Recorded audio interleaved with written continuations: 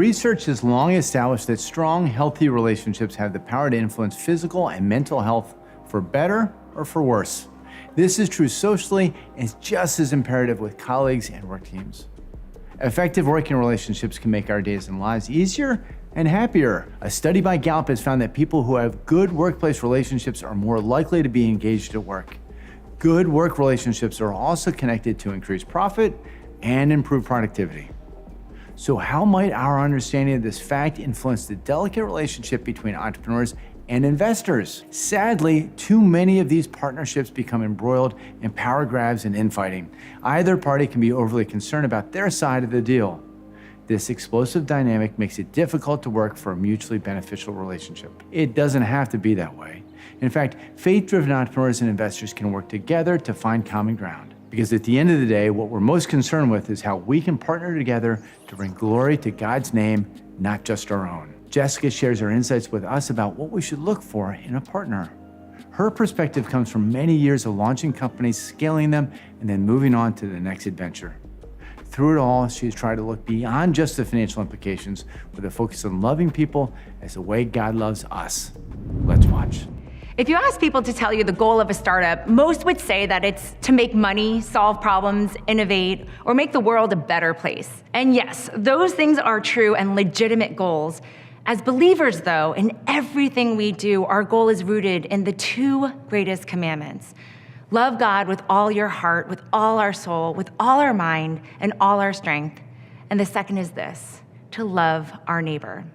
So for years, I've been thinking, what would the startup journey look like if the main goal of the founder and the investors was to love people? Few people would define the entrepreneur-investor relationship as one of love. Typically, at its core, it's a transactional relationship. Entrepreneurs are building products or services to serve their customers. Investors ultimately want a return on their investment. At any moment, it may feel aligned. When our relationships are based on the value of the transaction, it is likely that the entrepreneur and investor will be on completely different sides at some point. They are driven by different goals from that transaction. This difference is the root of misaligned expectations, which causes tensions, games, and dishonesty. I believe there's a better way. So I'm the co-founder and CEO of my third startup. Each venture was backed by investors ranging from angel investors to venture capital.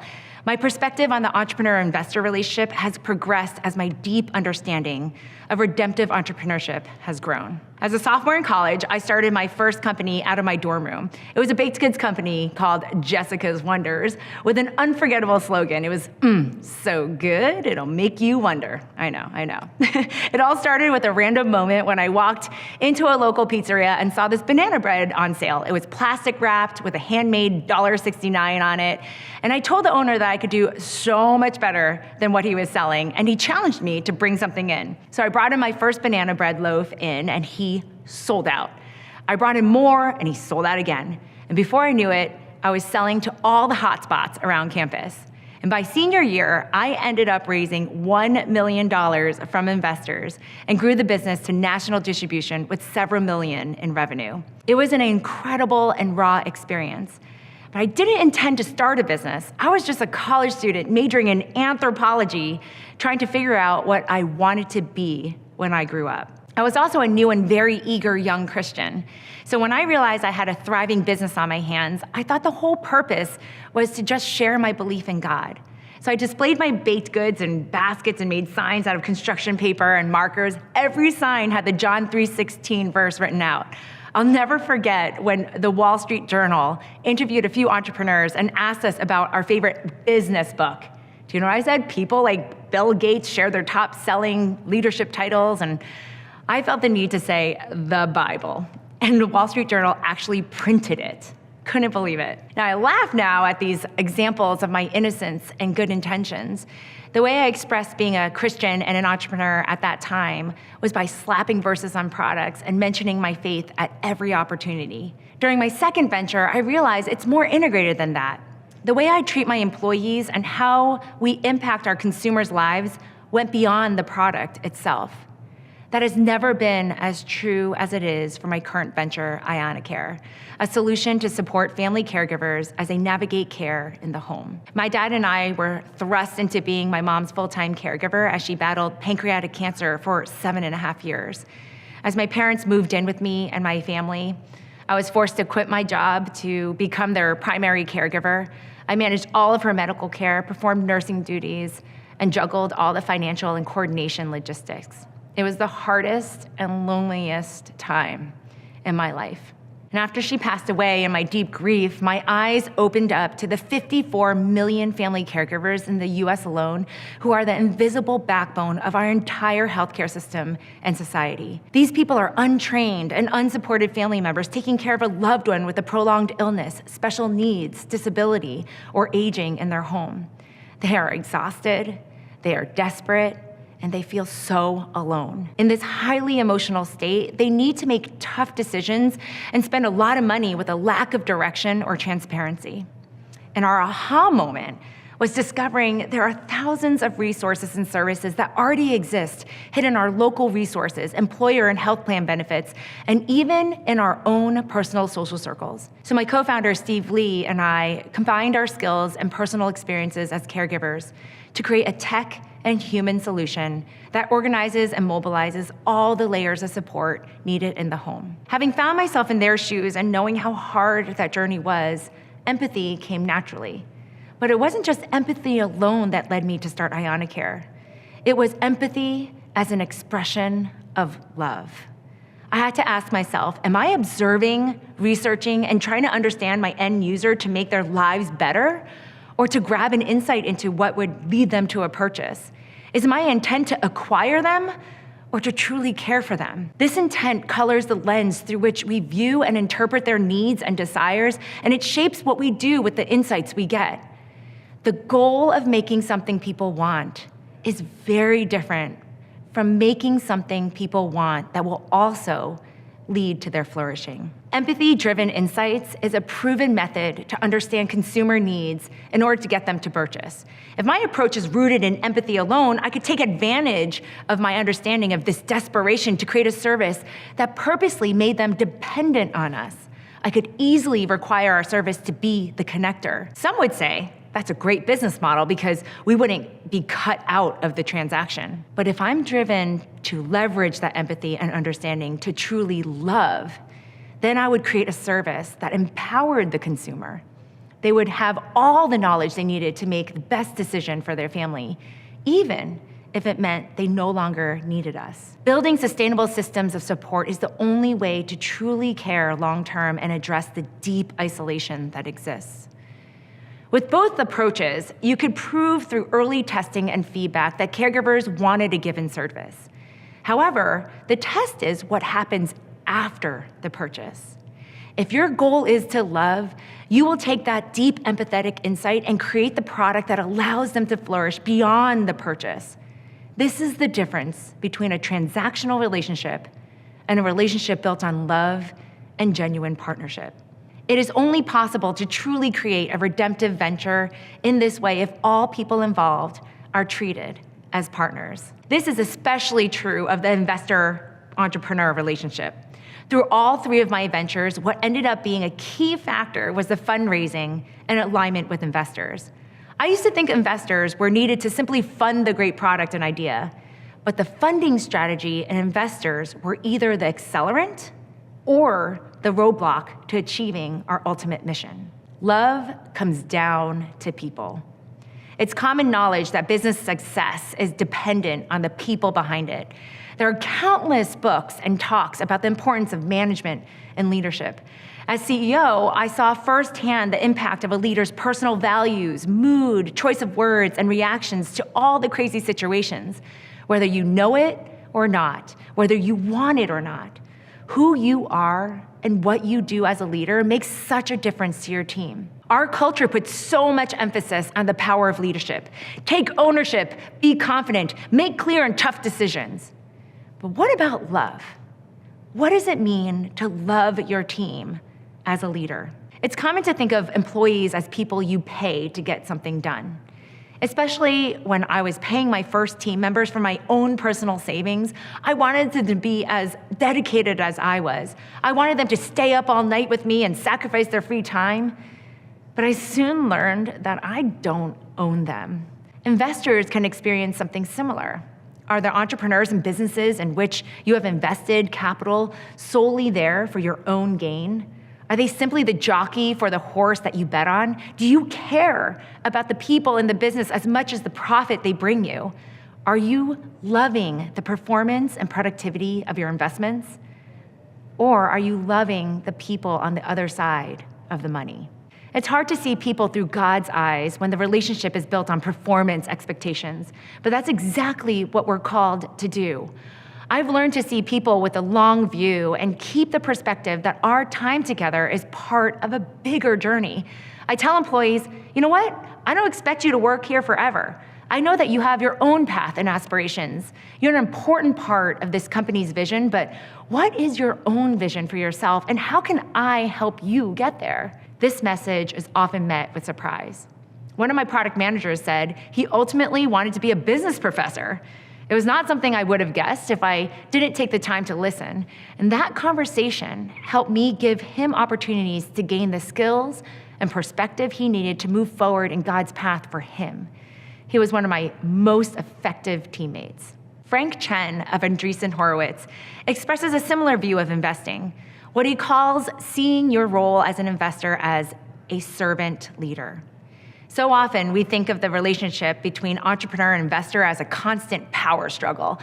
But Mr. Chen is upending that idea and offering a much more redemptive and selfless approach. When I think of how this type of relationship works in my own life, I often think of Christine, my second ventures co-founder. I read somewhere that 7 out of 10 times the co-founder relationship can create tremendous stress that ruins the potential of a company. So I wanted to be super intentional about this relationship. Christine and I made a vow to each other that we would always make sure we were aligned. Our friendship took priority over the possible success of this venture. We asked each other 200 hard questions to uncover sensitive topics, potential issues, and shared values. And yes, I did say 200. And there were things like, what if an investor wanted to invest, but only if I fired you? What if we only had money to pay one person? What if one of us started doing unethical things? How would we handle it? We couldn't predict all the situations, but our transparent conversations aligned our values and mindset. And we were able to draw upon these conversations when unexpected situations came up. And believe me, there were many. Despite us departing the business in its last stages, Christine is one of my closest friends in life, and our relationship is stronger than when we first started the business. Regardless of whether an investment or venture succeeds or fails, what people will remember is how people treated one another and how it felt to be part of it. When we talk about things like love and empathy, it's hard to discern where those come into the fundraising process. But if we want to redeem relationships, specifically those between entrepreneurs and investors, we can start by being very transparent and real about some of the tensions that exist. These unspoken subtleties form a relationship based on distrust or gamemanship. We should work towards transparency and finding a true partner that shares your desires to create and impact the world. If we ask faith-driven entrepreneurs to root themselves in love and purpose, then the same should be said for faith-driven investors. Christian investors and entrepreneurs alike should seek to build a sustainable venture that enables people to flourish. Without that partnership, it's almost impossible to achieve our goals. Now, this sounds great on paper, but in practice, it's not always that simple. When we dig into the fundraising process, a big part of it is figuring out the size of the opportunity and the expected projections. Is the market big enough? Are you the team I trust to get there? How are you going to do it? Investors want a very large market with fast growth. The venture capital business model is typically built on one of their 10 investments being a unicorn. On the other hand, entrepreneurs want to be realistic in their goals and projections. From their perspective, this is the one venture that is going to impact their personal lives. I know this from experience. We don't have a portfolio of options like investors do. This is the one thing we're going to go all in on. We're being practical and realistic with what we can achieve so we can align our day-to-day operations. But at the same time, there's pressure to show that you're building a rocket ship. I remember presenting projections for IanaCare, and the feedback was, well, that's just not big enough. That's not aggressive enough. At the time, I was talking about 40 to 50 million in revenue in 4 years, and it still wasn't big enough. I was tempted to stretch those numbers to get the investment, but I knew that would be wrong, not just from a practical perspective, but from a relationship building perspective. I didn't want investors to get involved with me because they thought they could get something from me that I wasn't sure I could deliver. Still, there's this tension that if you don't present a big enough opportunity where everything is up and to the right, then you might not even get that meeting. This is where posturing becomes a very, very real dynamic. On the investor side, FOMO, right? Fear of missing out, is one of the most influential factors that dictate their actions. Everyone wants to get in on the hot deal, whatever that may be, because they trust the market, and it adds credibility to the firm or their reputation. On the entrepreneur side, everyone wants to prove they are that next unicorn. They want to say that they're going to be the one with the unique advantages. They'll hustle to crush Red Bulls against their foreheads as they build the next billion-dollar business. Problem is, both parties are posturing to be more interested and bigger than they truly are, just for the chance to get a transaction done at the moment. As an entrepreneur, you can't be someone you're not just in order to get the deal. As an investor, you can't pretend to care about the mission and vision of an organization when your only goal is street cred and capital. Why not? Because those are the foundations built on sand that begin to shift and fail as a relationship moves forward. When an entrepreneur has put on a front just to get an investment, it's only a matter of time before the reality of the situation is found out. And for an investor who is only in it for the money, there eventually comes a time when a personal and relational decision has to be made that will reveal everyone's true colors. Similar to any other part of the operation, funding has to respond and react to overcome roadblocks. If there is no vision or belief in the mission, the approach will be stunted to what was initially expected, and investors will tend to walk away when it veers off track. Faith-driven investors and entrepreneurs can address these common tensions in a transparent way in order to achieve the bigger impact of what we're creating. We can also pursue a relationship where we see the other person as a human versus my one chance at a home run or my vehicle for funding. Ultimately, we can seek true partnership. If building a redemptive venture is a shared goal, how do we ensure we create a redemptive partnership to achieve that? Christians have the opportunity to model how we can avoid the pitfalls and dynamics that tear businesses, investments, and relationships apart. If you think about it, a lot of the investor-entrepreneur relationship can be compared to a healthy marriage. You don't posture and pretend with your partner. If you do, you're committing to a life of make-believe forever.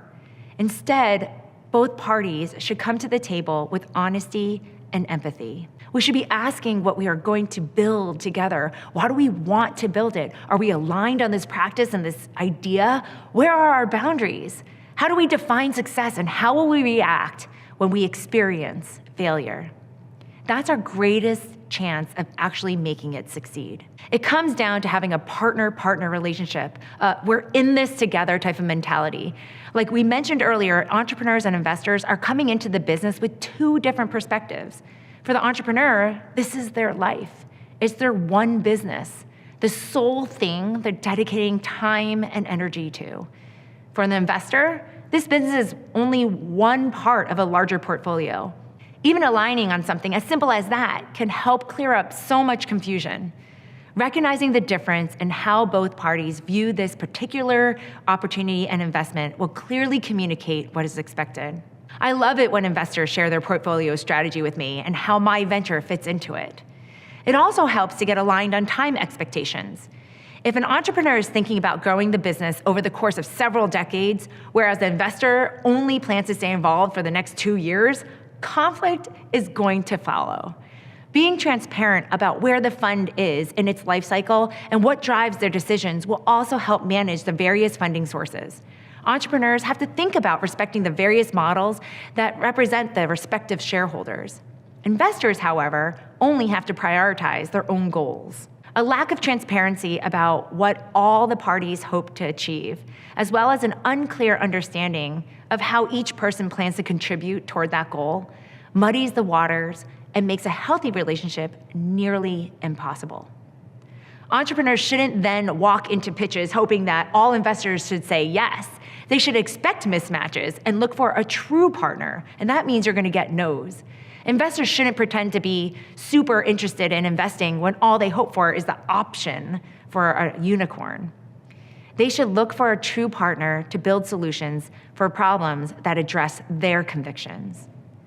Both parties need to be able to look each other in the eye and speak the truth about what's really going on.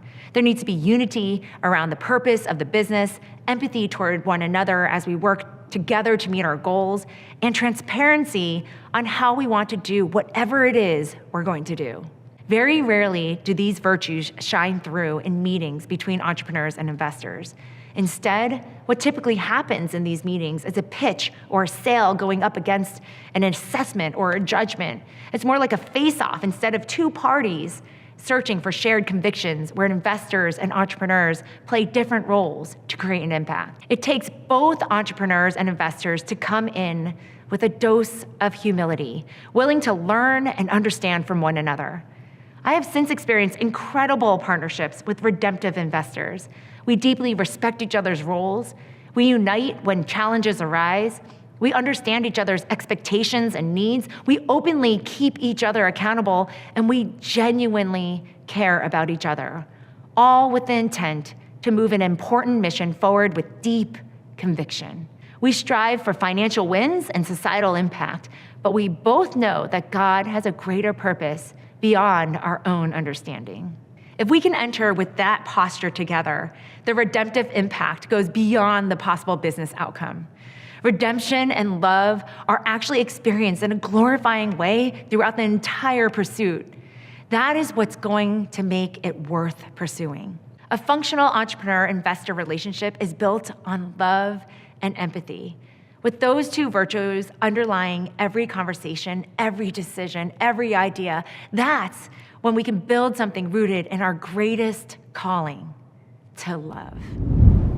The marketplace is filled with feel-good stories about good partnerships that have given us some of the greatest innovations, products, and brands the world has ever seen. And yet, as entrepreneurs, we have a tendency to try and go it alone. We struggle with how we can weave our vision together with the hopes and desires of a partner. Whether that be diverging agendas through the growth process, trying to bring someone in after the wheels have already started to turn, partnership can be a challenge. The power of partnership is found throughout Scripture, and we know how important it is to be in community with others. What roadblocks stand in your way? What is holding you back from partnership? Is it that you just haven't found the right fit, or is there something deeper at play in your spirit? This session is an opportunity for you to share in your group about the struggles you might be dealing with. This session is an opportunity for you to share in your group about the struggles you might be dealing with when it comes to partnership. If you haven't already, open yourselves up to learning from the like-minded entrepreneurs gathering with you at this moment. Be transparent and honest with each other. What you get out of this time together will only be as enriching and life-giving as what you put into it. We'll see you next time.